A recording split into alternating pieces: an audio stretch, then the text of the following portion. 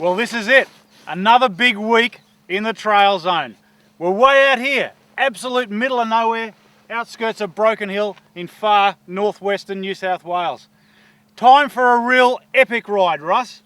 A big one out into Central Australia. A big lap, 5 days, 3,000 Ks. We've got a good posse of boys together. Big Terry from Club Y, he's here with a new Yamaha Super Tenere.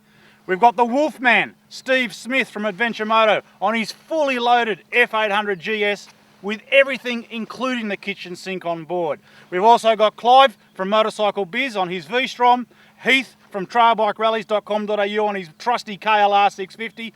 I'm on the Tenere 660. Russ is on the DR 650.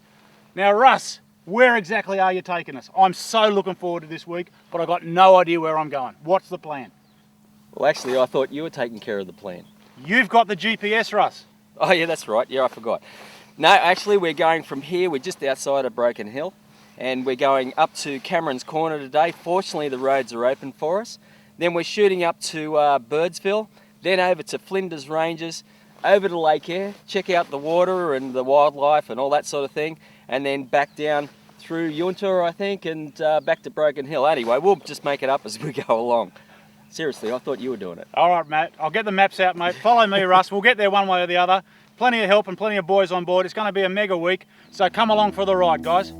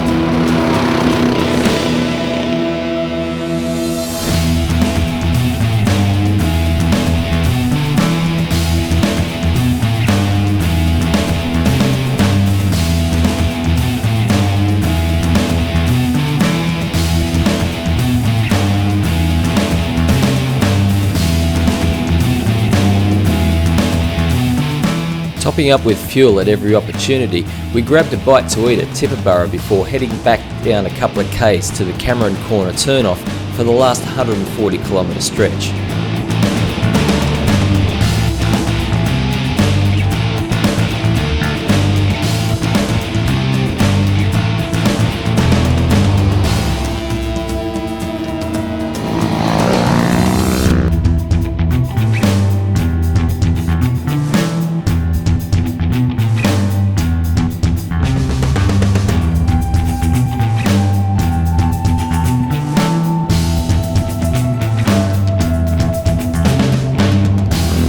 After briefly crossing the border into South Australia, we finally pulled up at the Cameron Corner Roadhouse and checked out the iconic landmark. The mood was fairly relaxed amongst the group, but the overnight shift in the weather quickly changed that.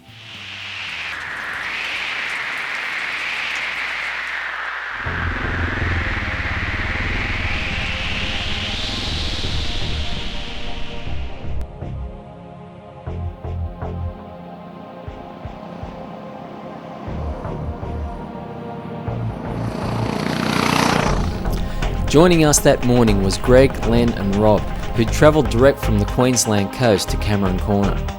Naturally, a larger group increases the odds of something going wrong, and with the damp conditions, it was just a matter of time.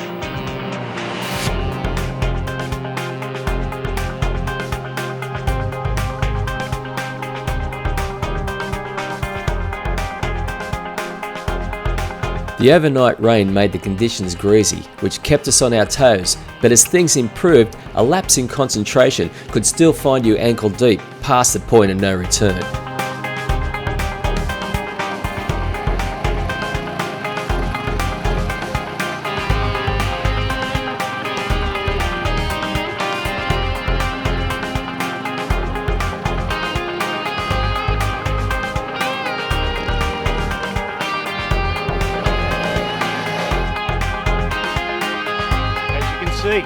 Perfect freeway-like conditions this morning for the start of day 2. The pitter-patter of rain greeted us at our donga last night at the Cameron Corner store. A little bit of trepidation, I think, on the faces of the boys when we woke up this morning, wondering what conditions would be like. And oh my, haven't they been fabulous. But really, actually, a whole lot better. This is just one piece of roadworks where there's a big mess. We're at Maree Station right now, 110 k's out of Cameron Corner. The weather's cleared with first 60 k's, cloudy, overcast, dark, looking miserable and threatening. Now, beautiful blue skies again. We're about to hit the Strzelecki track, head north to Inaminka, check the road conditions there, and aiming up for Birdsville tonight.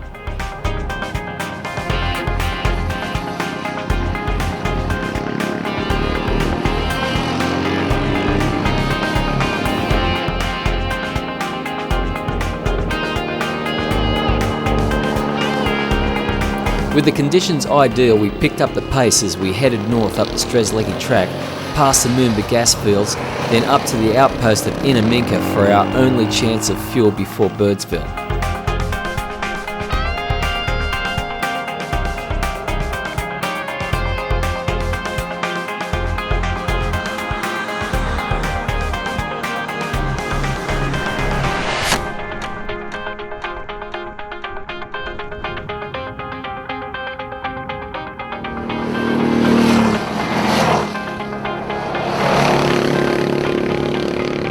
So what have we got, Russ? We're at the Inaminka trading post.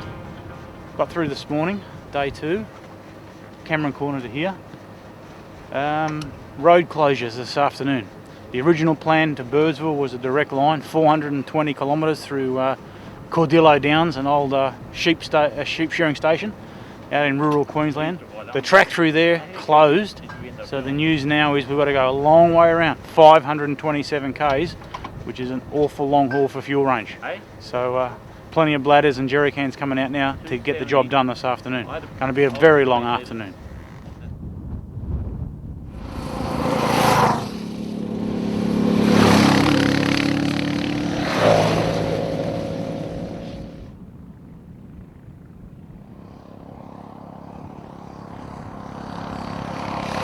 We headed back into Queensland and north to Arrowberry, riding almost parallel with the Queensland-South Australia border. Even with relatively good road conditions, the occasional rut can still catch you off guard. So what happened?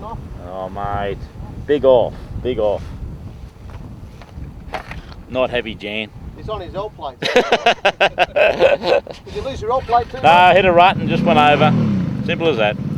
Rob's damaged ego had to be left untreated, while his fairing was secured to the bike, but it wouldn't be the last off of the day.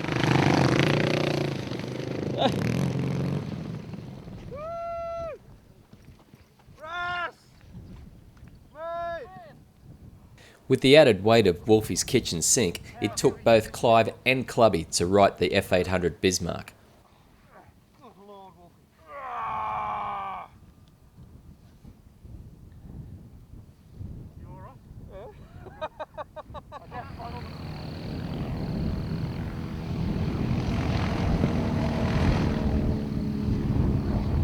Another long day, 222 k's to go to Birdsville. We've had to go a long way around from Inaminka up past Arrowberry, and right now we've just transferred the last of the fuel bladders and jerry cans to make sure we all get in on home.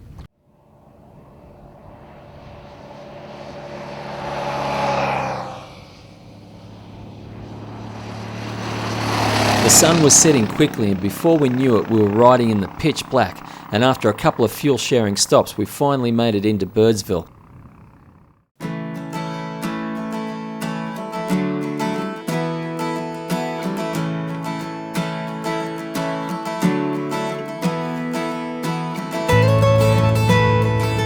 So this is what Birdsville looks like.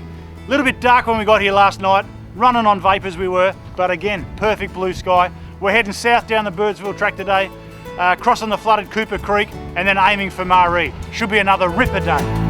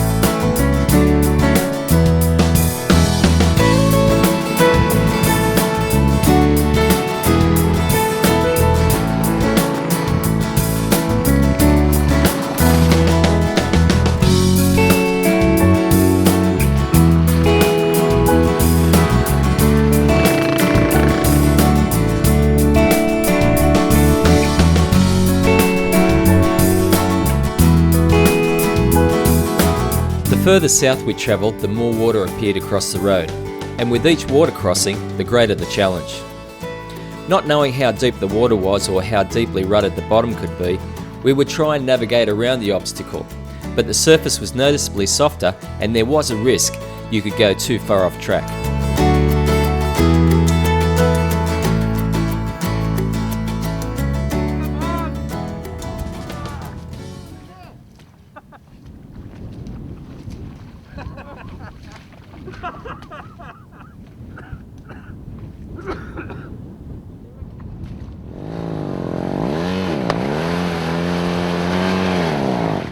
Wolfman was stuck fast in the mud, and as he struggled to break free with the help of Clive and Heath, you could hear his drive chain slipping on the sprockets. That can't be good.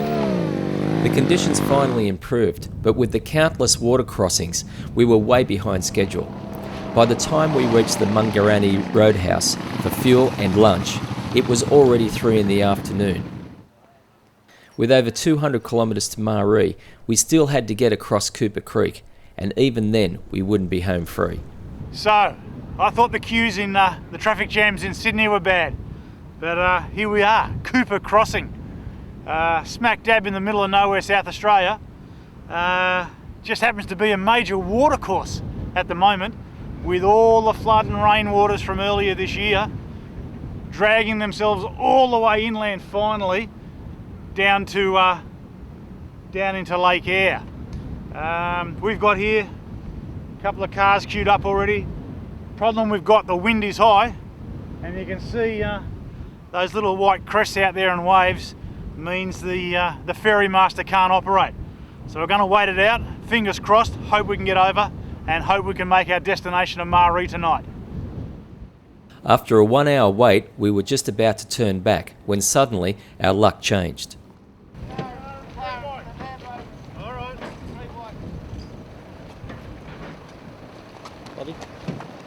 We're going to make it, we hope.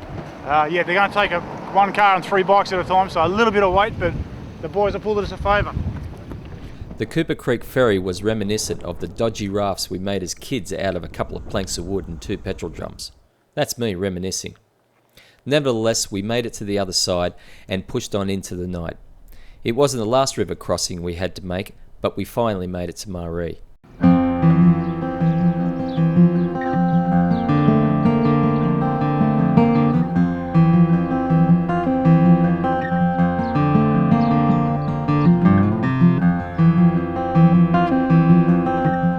It's often said, the best plan is to have no plan at all. Well, today, here at the thriving metropolis of Maree, it's only taken us about 2 hours to work out a plan, but we've finally got one. We're going to take aim now straight down the tar to Hawker, and maybe actually have 2 nights in Hawker, give us a bit of a rest day-to-day, cruisy day, and then do a lap up into the Flinders tomorrow, weather permitting. We headed down the highway and found that conditions weren't nearly as bad as the locals reported, but there was plenty of evidence that it would have been impassable just days before. Ahead of time, we stopped at the Farina ruins and checked out remnants of the old Ghan railway. While we tried to imagine the isolation of those early times, Terry tried to get his gadgets to work while Clubby did his meerkat impressions.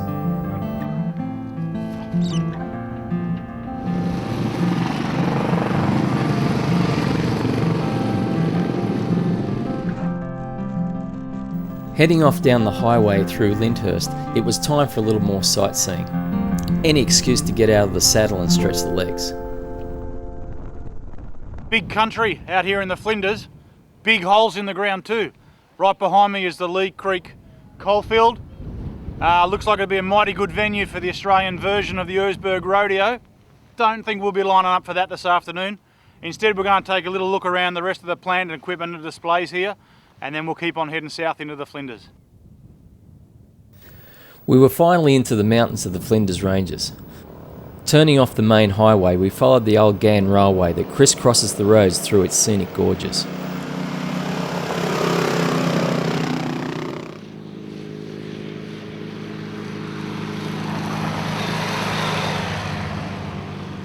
Isn't it unreal how days can turn out? Look at this, nearly at the end of the day, 25 kilometres from tonight's destination of Hawker, and it's just perfect. We're here right on the backside of the Flinders Ranges. How good are the views?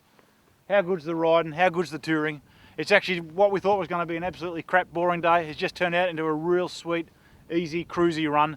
And tomorrow we'll head into the guts of the Flinders proper, probably up to Blinman. The boys are tonguing for a latte and some focaccia toasted sandwiches. So we'll go up there and do the true offroadexplorer.com thing. So this is what the Flinders Ranges is all about. Big rock formations and ranges like the one behind me here. We've got a real easy day today. We're just going to do a run from Hawker up to Blinman, have a look through some of the scenic gorges, get some lunch, turn around and come home. Can't believe how green it is this year compared to every other time I've been here. Been so much rain out here in the past year.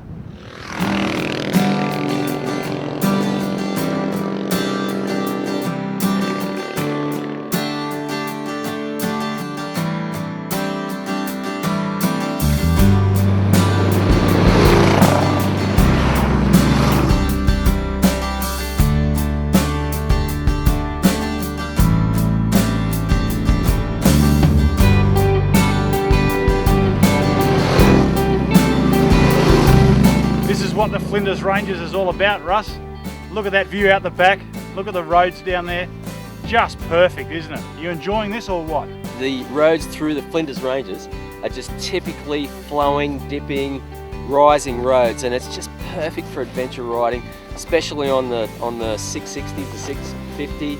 It's just awesome roads. But after the last time we were here, it's so much greener. You wouldn't think that you're out in the middle of Australia, you know, which you would think would be desert, but that's right. It is just green as at the moment. It's been perfect. Yeah, absolutely gorgeous day for it. Yeah, really struck the weather, and yeah, absolutely perfect is all we can say. If you're looking for a decent adventure ride, yeah, steer yourself down this way. You will not regret it.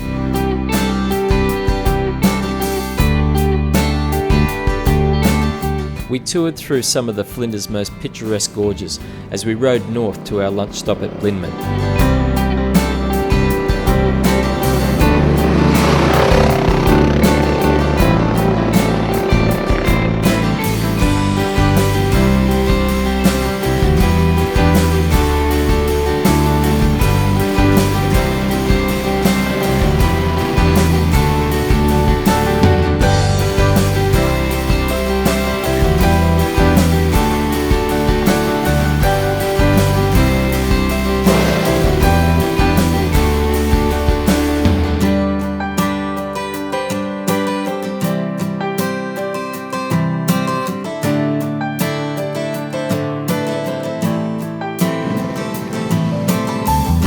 Out here you don't always have to rough it, and while Wolfie divulged his plans to take over the world, no one realised Clive was fast asleep under his sunglasses.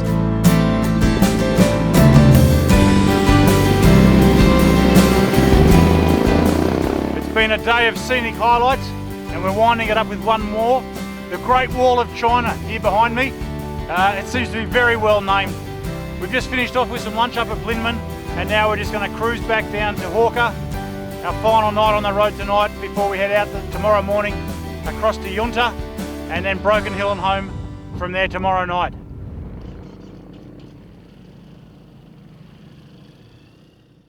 So where would you rather be just after sunrise than out here in the windswept, gale-ridden plains of the bottom of the Flinders Ranges at the back of Hawker?